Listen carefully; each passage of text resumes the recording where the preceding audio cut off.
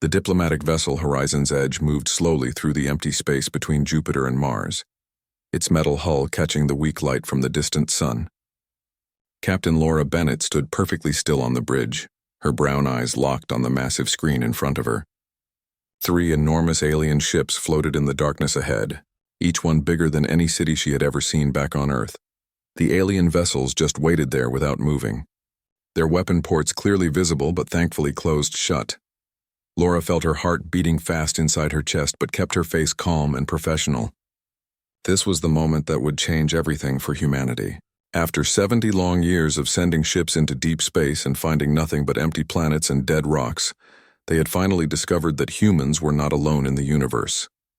The question now was whether this discovery would be humanity's greatest triumph or its final mistake. Communications. Officer Kyle Harris sat at his console with both hands moving quickly across the glowing buttons and switches. The young man had barely slept in 3 days, working non-stop to create a translation system that could turn alien sounds into human words. Sweat beaded on his forehead despite the cool air circulating through the bridge. Kyle looked up at the captain with tired but excited eyes. "They're responding to our greeting message, Captain. The translation matrix is holding steady and working better than we hoped. They call themselves the Vorath Collective." Laura nodded slowly, feeling the enormous weight of human history pressing down on her shoulders. Every person back on Earth was counting on her to make the right choices in the next few hours and days. Billions of lives might depend on whether she said the right words or made the wrong gesture to these alien beings. "Send our peaceful intentions to them again," Laura said in a steady voice. "Make absolutely certain they understand we come only to talk and learn, nothing more." The bridge fell silent as everyone waited for the alien response. The only sounds were the quiet humming of the ship's systems and the occasional beep from the various control panels. Laura could feel eyes on her back from every crew member on the bridge. They were all scared, she knew, but they trusted her to guide them through this historic moment. The Vorath answered within just a few minutes, which surprised everyone. Their message came through the translation system in a voice that sounded almost human, but with strange clicking sounds mixed in. The aliens said they welcomed humanity to the galactic community with open arms. They claimed to be peaceful explorers and successful traders, representing a huge coalition of species that controlled 40 different star systems across this region of space. The Vorath requested a meeting face-to-face aboard the Horizon's Edge to begin formal diplomatic relations. Lieutenant Jake Morrison shifted his weight uncomfortably at his security station. The tall man with short black hair and sharp eyes had been trained to spot danger and protect the ship. Every instinct he had developed over 15 years of military service was screaming at him that something felt wrong about this situation. "Captain, I strongly recommend we meet on neutral ground instead," Jake said carefully, choosing his words with precision. "Perhaps we could arrange a shuttle exchange in open space between our vessels, where both sides would feel equally safe." Laura turned to look at her security chief and considered his suggestion seriously. Jake was not the type of man to worry without good reason.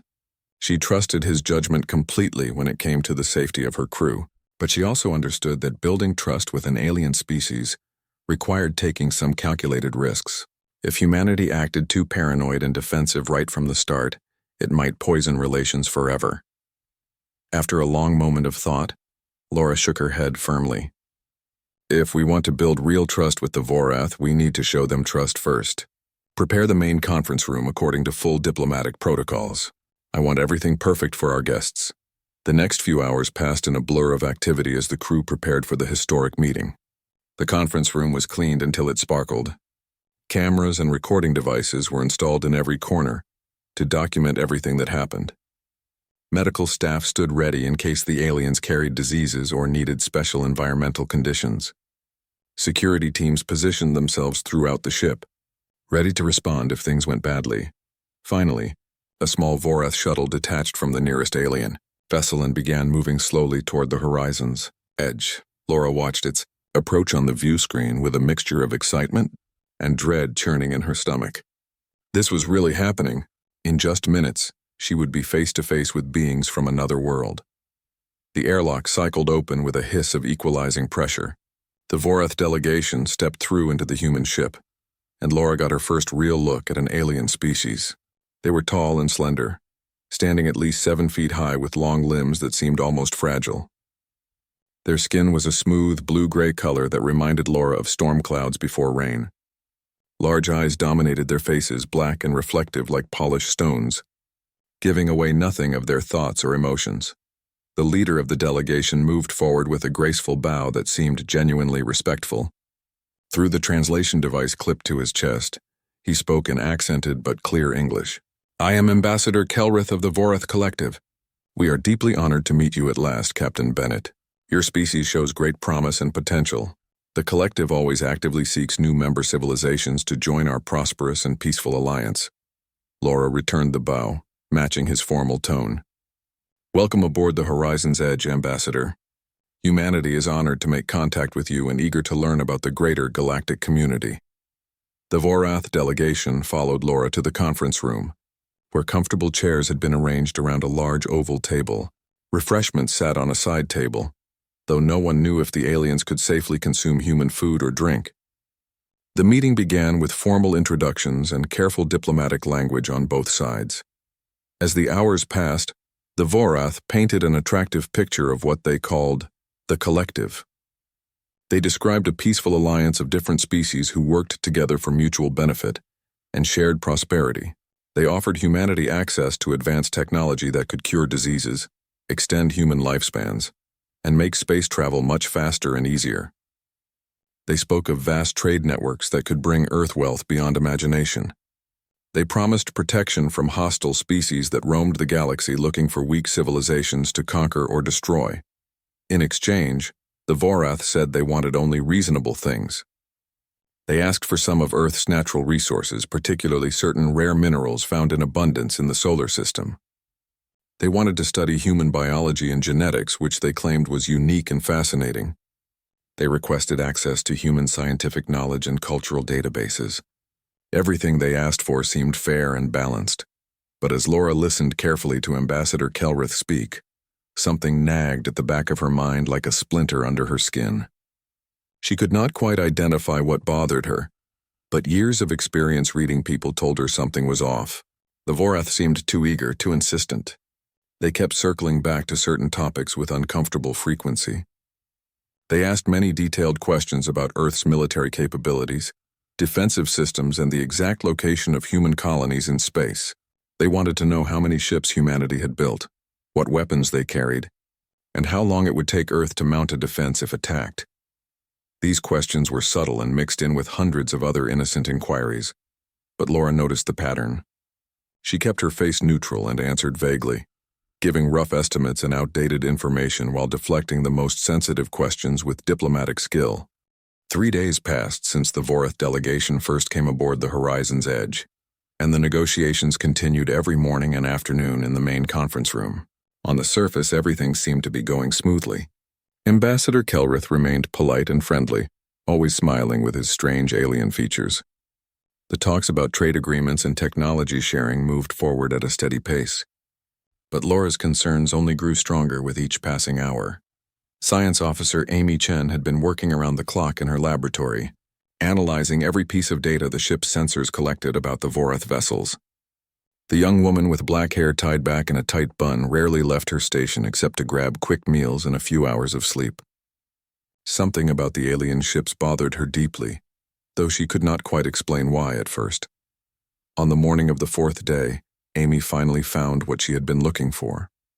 She burst into Captain Bennett's private ready room without even bothering to knock first, her eyes wide with urgency and fear. Laura looked up from the reports she had been reading, immediately sensing the importance of whatever Amy had discovered.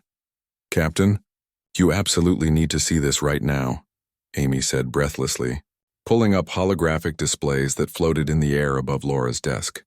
The glowing images showed complex energy patterns and mathematical equations that would have meant nothing to most people, but Laura had enough technical training to understand the basics of what she was seeing.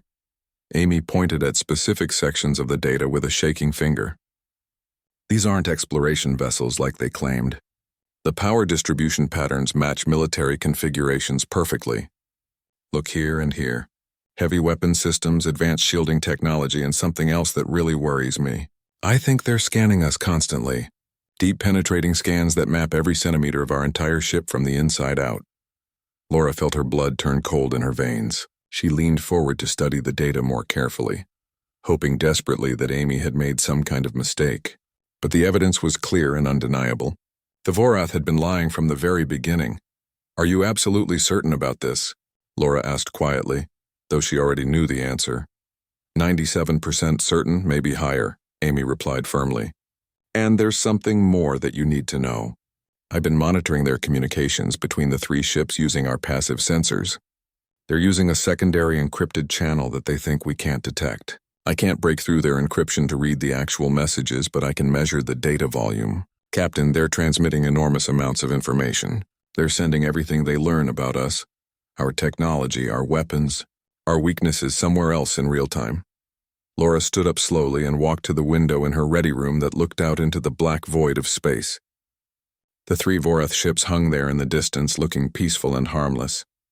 But now she knew they were predators studying their prey before the kill. She felt anger rising in her chest, but forced herself to stay calm and think clearly. Anger would not save her crew or her ship.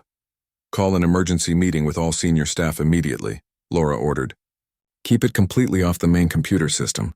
Use only the hardened backup communications that the Vorath can't access. I want everyone in the auxiliary conference room in 10 minutes. Tell them it's code black priority." The senior officers gathered quickly in the small auxiliary conference room deep inside the ship.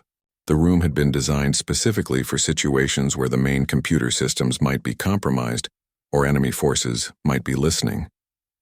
It had its own power supply, air recycling, and communications that were completely isolated from the rest of the ship's network. Jake Morrison arrived first, his hand resting unconsciously on the weapon at his side. Kyle Harris came next, looking confused and worried. Navigator Pete Collins squeezed into the cramped space, followed by Chief Engineer Gary Price and Medical Officer Diane Foster. Amy was already there with Laura, her laptop displaying all the damning evidence she had collected. Laura locked the door behind them and activated the room's jamming systems to prevent any possible electronic eavesdropping. She quickly explained everything that Amy had discovered, watching the expressions on her officers' faces change from confusion to shock to fear and anger. Jake was the first to speak when Laura finished. "We need to assume hostile intent and act accordingly. We should break off all contact immediately and run for the nearest relay station at maximum speed. Get a warning message back to Earth before these creatures can attack us." "And go where exactly?" Pete asked, shaking his head. "I've been studying their ship's engine signatures. They're faster than us by a significant margin. Those vessels could overtake and destroy us long before we reach any relay station or get close to help. We'd be running to our deaths."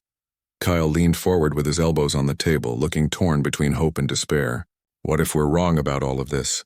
What if this is just their version of standard security procedures? Every species probably wants to know who they're dealing with before signing treaties. We could be starting an interstellar war based on a misunderstanding of their cultural practices." "I don't think we're wrong at all," Amy interjected firmly, pulling up additional data on her portable screen. "I've been analyzing the composition of their hull materials using spectroscopic sensors. Captain, these ships have residue and scoring patterns consistent with kinetic weapons fire, recent weapons fire that happened within the last few months. And some of the residue contains materials that could only come from vessels constructed very similarly to ours. Carbon steel alloys, titanium composites, ceramic heat shielding. These are all human construction signatures that we use exclusively." The room fell into complete and utter silence as the implications sank in. Someone coughed nervously but said nothing. The air suddenly felt thick and hard to breathe. "You're saying they fought humans before?" Laura asked very quietly, though she already knew the answer in her heart. "Or ships that are extremely similar to human construction methods and materials," Amy replied. "Captain, we need to seriously consider the possibility that the Vorath Collective has encountered other human colony expeditions. You know how many ships left Earth over the past 70 years heading in different directions? Dozens of colony vessels looking for new worlds to settle, and several of those expeditions disappeared without ever sending another message back home. The timing matches perfectly. And those encounters with other human ships didn't end well for our people," Jake said grimly. "That's what you're telling us." Amy nodded slowly, unable to meet anyone's eyes directly. "The evidence strongly suggests that outcome, yes." Laura felt the weight of command pressing down harder than ever before. Every decision she made in the next few hours could determine whether her crew lived or died. She could see the fear in her officers' faces, but she also saw determination and trust. They were looking to her for leadership and guidance. "Here's what we're going to do," Laura said firmly, her voice gaining strength as she spoke. "We continue the negotiations exactly as before. We act completely normal and don't let the Vorath suspect that we know anything is wrong. Let them think they fooled us completely. But starting right now, we prepare the ship for emergency departure procedures. I want every system checked and ready to run at maximum power on my command. Route all critical functions through the hardened backup systems that the Vorath haven't compromised." She turned to Kyle specifically. "Send an encrypted burst transmission back toward Earth immediately using the backup communications array. Use the old quantum channel that the Vorath don't know exists. Tell Earth Command everything we've discovered. Include all of Amy's data and our complete sensor logs. Even if we don't make it out of this alive, Earth needs to know what's coming." Kyle nodded and hurried out of the room to begin the transmission. The others waited for additional orders. "Jake, I want your security teams ready for combat but staying completely out of sight," Laura continued. "If shooting starts, I need you to protect key areas of the ship and secure the Vorath delegation as prisoners. But don't make any threatening moves until I give the word." That night, Laura sat alone in her quarters reviewing all the diplomatic transcripts from the past 3 days of meetings. She read through every word that Ambassador Kelrith had said, looking for clues she might have missed before. With the new context of knowing the Vorath were hostile, the conversations took on a much darker and more sinister meaning. The aliens spoke constantly about bringing humanity into their collective, about unification and integration and becoming part of something greater. But Laura realized they never once mentioned equality between species. They never spoke about humanity maintaining independence or having a real voice in decisions. The Vorath talked about absorption, not partnership. They wanted to consume Earth and its people, not befriend them. The morning of the 5th day arrived with a feeling of dread hanging over the horizon's edge like a dark cloud. Laura had barely slept, spending most of the night reviewing emergency procedures and making sure every crew member knew their role if things went badly. She stood on the bridge wearing her dress uniform, looking composed and confident despite the fear gnawing at her insides. The crew needed to see their captain strong and unshaken. Ambassador Kelrith arrived for the scheduled morning negotiation session precisely on time as always. But something was different about him today. The friendly diplomatic smile that had been permanently fixed on his alien face for the past 4 days was completely gone.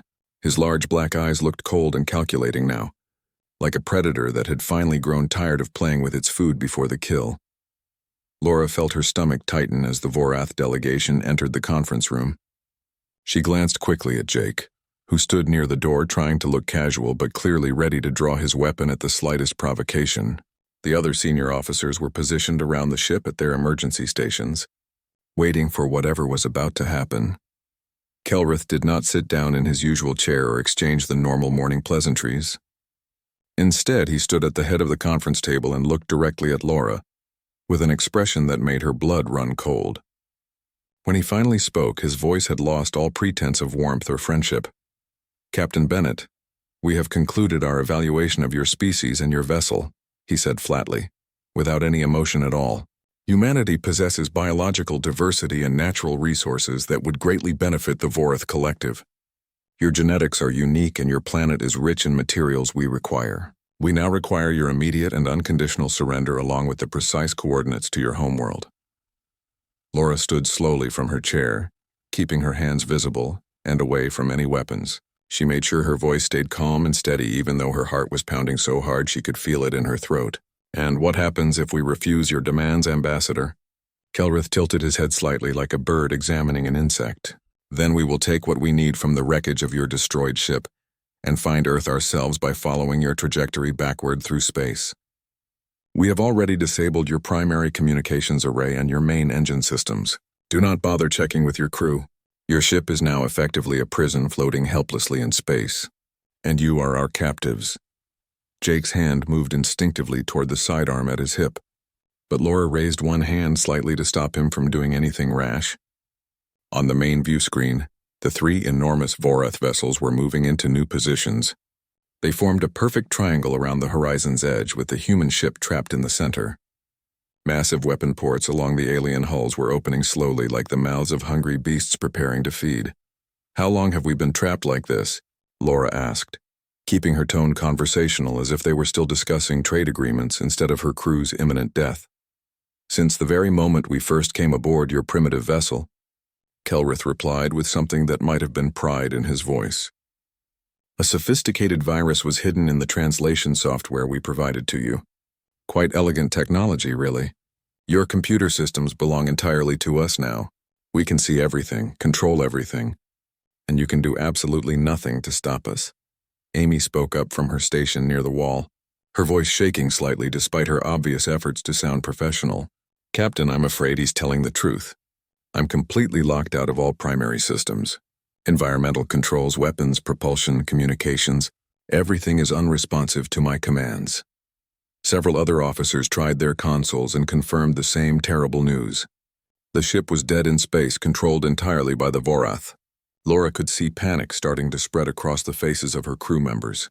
They all knew they were going to die here in the cold emptiness between planets, far from home and family. But Laura looked at Ambassador Kelrith with steady eyes and allowed herself a small smile. It was a cold expression that held no humor or warmth, and it made the alien's confident posture falter slightly. "You've made a terrible mistake, Ambassador." Kelrith's eyes narrowed in confusion and suspicion. "Have we? You are completely alone, utterly helpless, and impossibly far from any assistance. Your desperate distress signal never even left this system because we blocked it. What possible mistake could we have made?" Laura's smile grew slightly wider and more dangerous. "You assumed that we came here alone? You assumed that the Horizon's Edge was the only human vessel in this region of space. Ambassador Kelrith, you assumed very wrong about us." She reached down to her personal terminal built into the arm of her command chair. Her fingers moved across a specific command sequence that she had memorized years ago during her security training. This sequence did not route through the ship's main compromised computer core at all. Instead, it connected to a heavily shielded backup system that was designed for exactly this type of scenario. A system the Vorath had never detected because it stayed completely dormant until activated by this precise code. The signal went out instantly, traveling at the speed of light, toward a set of coordinates 2,000 kilometers away in empty space. For a moment, nothing happened. The Vorath ships continued their slow encirclement.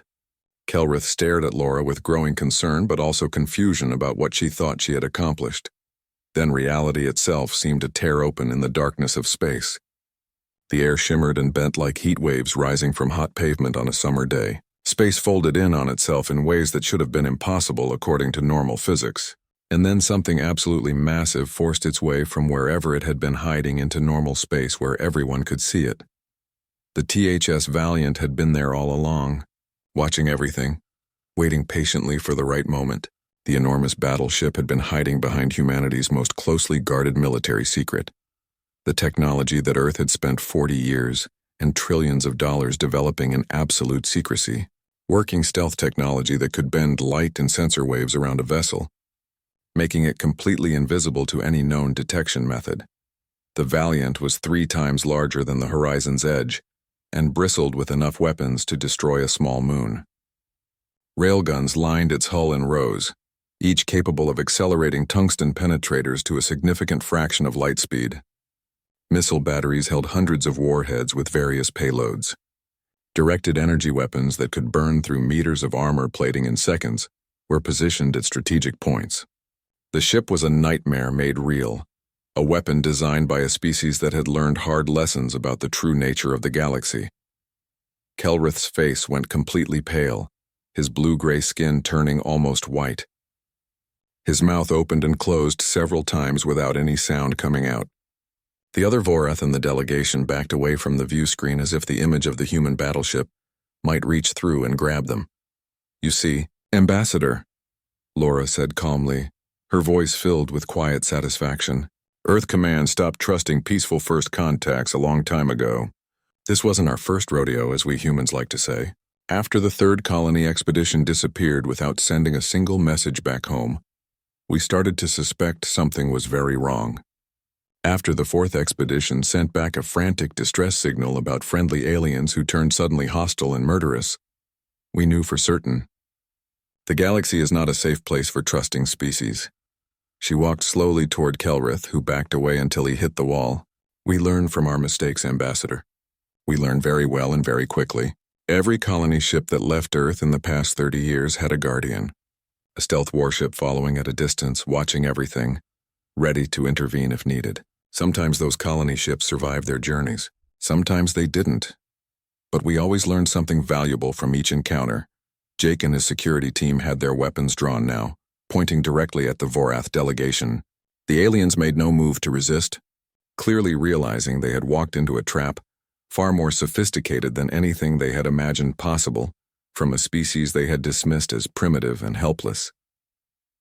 On the view screen, the Valiant was powering up its weapon systems. Energy readings spiked across every sensor as the battleship prepared to show the Vorath exactly why humanity had survived and thrived, despite being surrounded by predators. The 3 alien vessels tried frantically to bring their own weapons to bear, but they were slow and clumsy compared to the human ship that had been built specifically for combat. Laura returned to her command chair and sat down with the calm confidence of someone holding all the winning cards. Captain Vincent Hayes commands the Valiant, and he has very specific orders. Would you like to hear what those orders are, Ambassador? Kelrith said nothing, frozen in fear and disbelief. The trap had been reversed completely, and the hunter had suddenly become the hunted. Captain Vincent Hayes stood on the bridge of the THS Valiant with his arms crossed behind his back, watching the tactical display with cold and focused eyes. The tall man with gray hair and a scarred face had spent 30 years in the Terran Strategic Defense Fleet, fighting in skirmishes and battles that the public back on Earth never heard about. He had seen humanity's enemies up close many times before, and he knew exactly how to deal with predators like the Vorath. His orders from Earth Command had been crystal clear from the very beginning. Observe the first contact situation carefully, and protect the horizon's edge at all costs. If the aliens proved hostile, demonstrate precisely why humanity had not become extinct in a galaxy that seemed designed to kill weak species. Vincent had been waiting patiently for 5 days, watching everything unfold while his ship stayed hidden behind its stealth systems. Now the time for waiting was over. Target their weapon systems on all 3 vessels, Vincent ordered in a voice that carried no emotion at all. Fire when ready. The Valiant's railgun spoke first with a sound like thunder rolling through the ship's hull. Tungsten rounds that each massed several tons were accelerated down magnetic rails to velocities that made them nearly unstoppable. They crossed the distance between the human battleship and the nearest Vorath vessel in just seconds, moving so fast they were barely visible even to advanced sensors. The rounds slammed into the alien ship's weapon, ports with devastating and precise accuracy. Massive. Explosions blossomed across the Vorath, hull as the kinetic energy from the tungsten penetrators converted instantly into heat and destruction. Entire weapon systems were torn apart from the inside, venting atmosphere and debris into space. The alien ship shuddered under the impacts, its shields flickering and failing under the relentless assault. Secondary explosions rippled along the hull as ammunition stores and power conduits were breached. The Vorath attempted desperately to return fire, but their targeting systems could not lock onto the Valiant properly. The human battleship's electronic warfare suite was flooding their sensors with false signals, ghost images, and jamming frequencies across every spectrum. The aliens were essentially firing blind, their weapons shooting at empty space while the real target remained untouched. Second vessel is attempting to flee, reported Tactical Officer Lisa Morgan from her console. The young woman's fingers danced across her controls as she tracked all 3 enemy ships simultaneously. They're charging their jump drive. Estimate 30 seconds until they can escape into faster-than-light travel. Negative, Vincent said flatly, his voice as hard as steel. Disable that ship immediately. I want all of them alive and intact to send a very clear message back to their collective about what happens when you threaten humanity. Missiles streaked from the Valiant's launch tubes in rapid succession, leaving trails of bright fire as their engines burned at maximum thrust. These were not standard explosive warheads designed to destroy enemy vessels. Instead, they carried sophisticated electromagnetic pulse generators that had been specifically designed to disable alien technology without causing permanent damage. The missiles detonated in perfect synchronization around the fleeing Vorath ship, creating a massive wave of electromagnetic energy.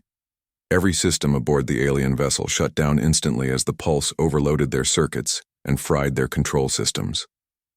The ship went completely dark, its engines dying and its lights flickering out.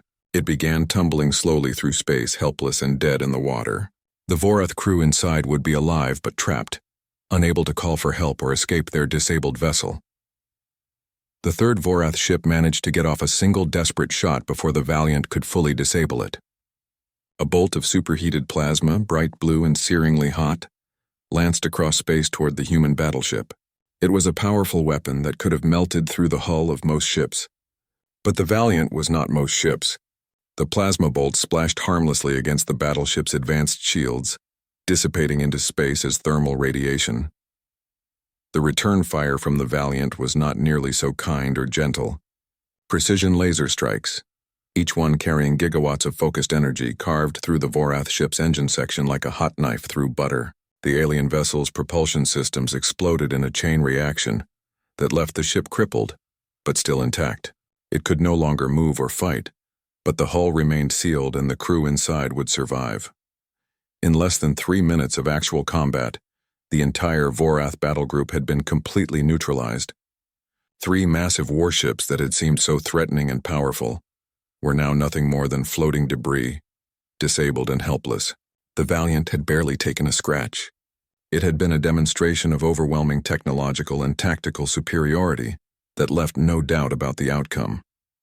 Aboard the Horizon's Edge, Ambassador Kelrith watched the destruction of his fleet with an expression of absolute horror and disbelief on his alien features. His large black eyes were wide with shock as he stared at the viewscreen showing his ships burning and tumbling in space. He had been so certain of victory, so confident that humanity was weak and primitive. Now he understood how terribly wrong his intelligence had been. "This is completely impossible," Kelrith whispered, more to himself than to anyone else. "Our intelligence report said humanity was weak and divided.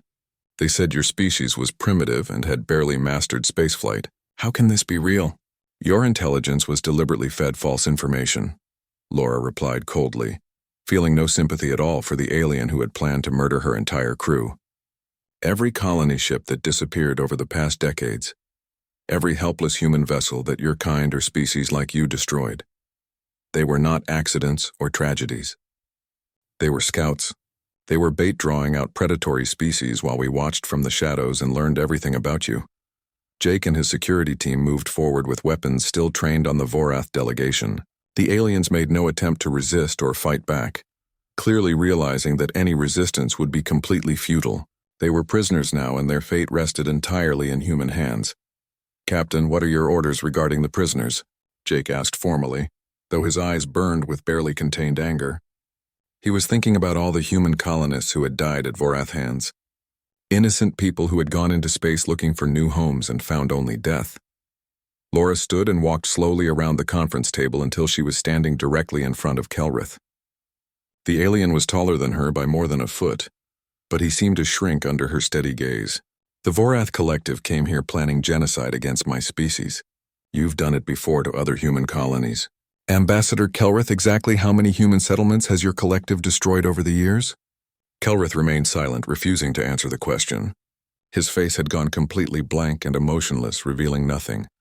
"Amy, access their ship's computers immediately," Laura ordered. "I want to know everything. Every file, every record, every piece of data they have. Download it all." With the Vorath vessels disabled and defenseless, breaking through their encryption was relatively simple for someone with Amy's skills. She worked quickly at her console, bypassing their security systems and diving deep into their computer networks. The data that began flooding in was extensive and absolutely damning. Records of military campaigns, lists of conquered species, detailed reports on destroyed colonies and enslaved populations. "Captain, I'm finding records of 7 human colony expeditions over the past 30 years, Amy said, her voice shaking with rage and grief. All of them were deliberately targeted and destroyed. The Vorath studied them first, just like they did with us, gathering intelligence before attacking. Thousands of lives lost, men, women, and children killed without mercy.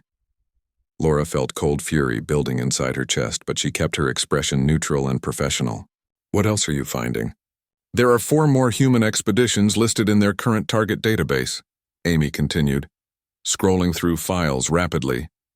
The Vorath were planning a systematic extermination campaign against all human presence in this sector, before eventually moving on Earth itself. They wanted to eliminate humanity completely, before we could become a threat to their expansion. The conference room fell silent except for the quiet humming of equipment and the distant sounds of the ship's systems. Everyone was processing the magnitude of what had almost happened. If the Vorath's plan had succeeded, humanity would have been wiped out without Earth ever knowing what killed them. Send all of this data to the Valiant immediately, Laura ordered. Every file, every record, every piece of evidence. I want Captain Hayes to have the complete picture of what we're dealing with. What fleet? Kelrith asked weakly, looking confused and desperately hoping that the Valiant was the only military vessel humanity possessed. Laura allowed herself a cold smile as she gestured toward the main view screen. Look carefully, Ambassador. Watch what happens next. Space itself seemed to come alive as new contacts began appearing on sensors all around them. First dozens of signatures, then hundreds, materializing out of nowhere as their stealth systems deactivated in a carefully coordinated display of overwhelming force. Battleships larger than the Valiant appeared, Beer. Admiral Christine Shaw commanded the massive Terran fleet from her flagship, the THS Indomitable. The enormous vessel was the largest warship ever constructed by humanity, built secretly in the hidden shipyards of Europa over 15 years of constant work. Its construction had been concealed beneath miles of ice on Jupiter's moon, hidden from any possible alien observation. The ship was a marvel of human engineering and determination, a symbol of what humanity could accomplish when survival was at stake.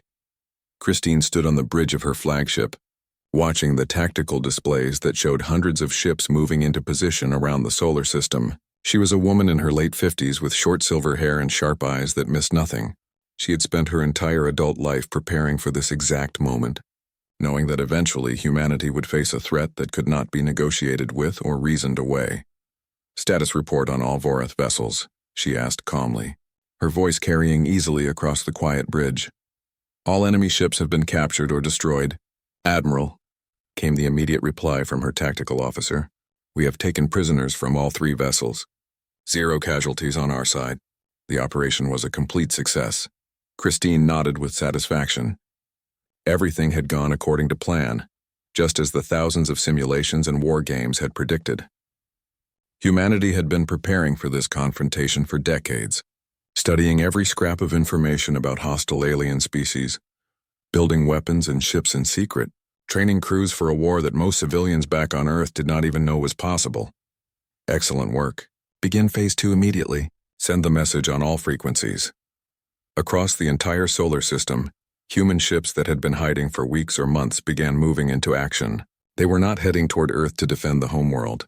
Instead, they turned outward toward deep space, toward the coordinates that had been extracted from Vorath computer systems, toward the 40 star systems that made up the so-called Vorath Collective, and the species they had conquered and enslaved.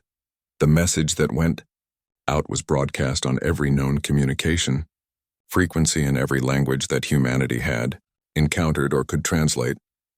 It was recorded in Christine's own voice, clear and strong and absolutely unwavering. She had written the words herself after consulting with Earth's political leaders and military strategists. This is Admiral Christine Shaw of the Terran Strategic Defense Fleet speaking on behalf of all humanity. The Vorath Collective attempted to infiltrate and destroy our species through deception and calculated treachery. They planned to commit genocide against human colonies and eventually attack Earth itself. They have failed completely in this goal. We have captured their vessels and extracted complete intelligence regarding Vorath military capabilities, territory boundaries, and most importantly, the locations of 3 other intelligent species currently suffering under Vorath domination and slavery. She paused for a moment to let those words sink in before continuing. To those enslaved species, wherever you are, whatever you have endured, we bring you this message of hope. Help is coming. Humanity will not stand by while others suffer under tyranny and oppression. We are coming to liberate you and restore your freedom. The message shifted tone, becoming harder and more threatening. To the Vorath collective leadership, you now face a simple choice with only 2 possible outcomes. You can release all captive species immediately, dismantle your military fleet under international supervision, and accept humanitarian oversight to ensure you never threaten another civilization again. Or you can choose total war against humanity. If you choose war, Understand clearly that we will not stop until your entire civilization is ashes floating in space. You have exactly 72 hours to respond with your decision. Choose wisely. Aboard the Horizon's Edge, Laura watched as the enormous fleet began dispersing to their assigned positions. Some ships would remain in the solar system to protect Earth and the other human colonies. But most of the fleet was heading out into deep space on missions of liberation and conquest.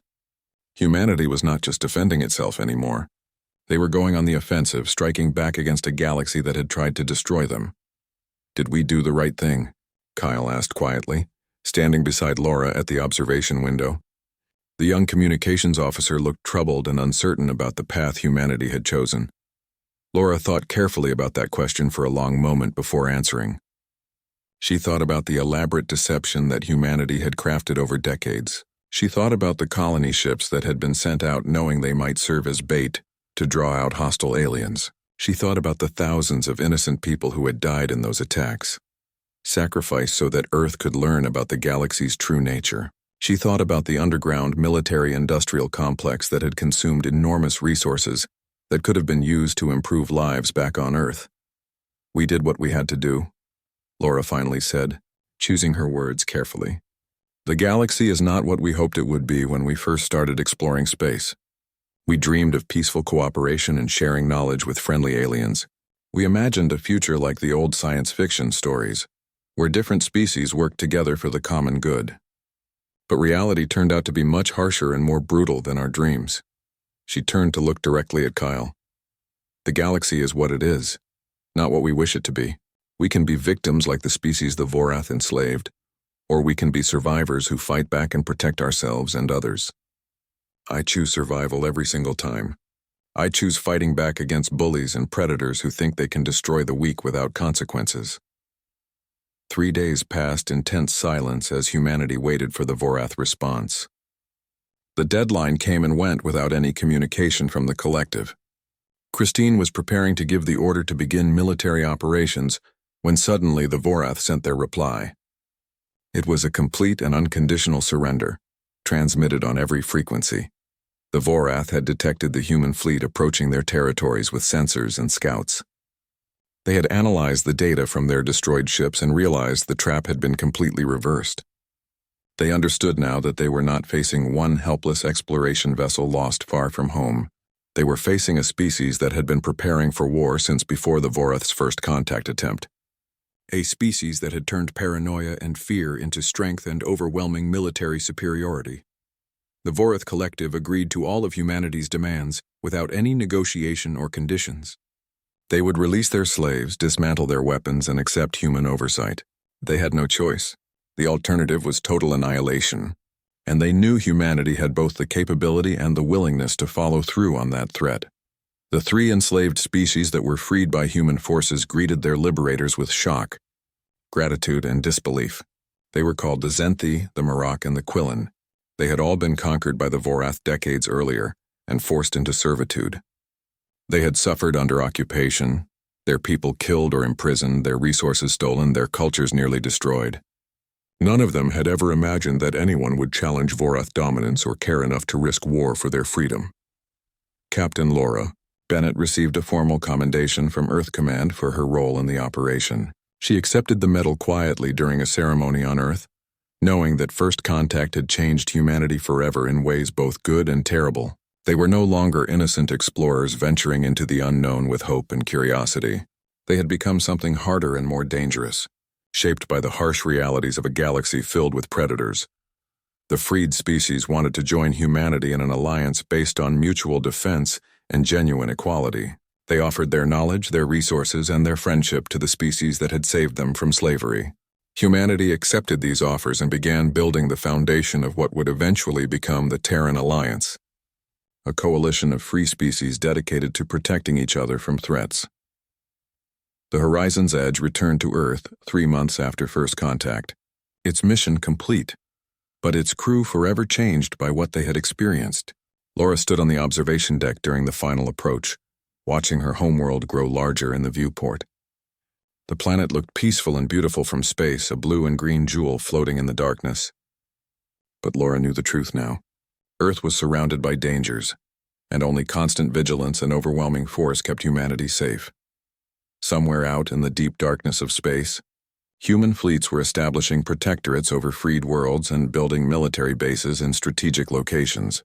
They were hunting down other predatory civilizations that preyed on weaker species. They were making alliances with peaceful races and offering protection to those who could not defend themselves. Humanity had announced itself to the galaxy not as the peaceful explorers they had hoped to be, but as the warriors that reality had forced them to become. First contact had been peaceful for exactly 5 days, right up until the moment the Terran Battleship Decloaked and revealed the truth. In that single moment, everything had changed forever. The galaxy had tried to teach humanity that the weak get destroyed and the strong survive. Humanity had learned that lesson very well. But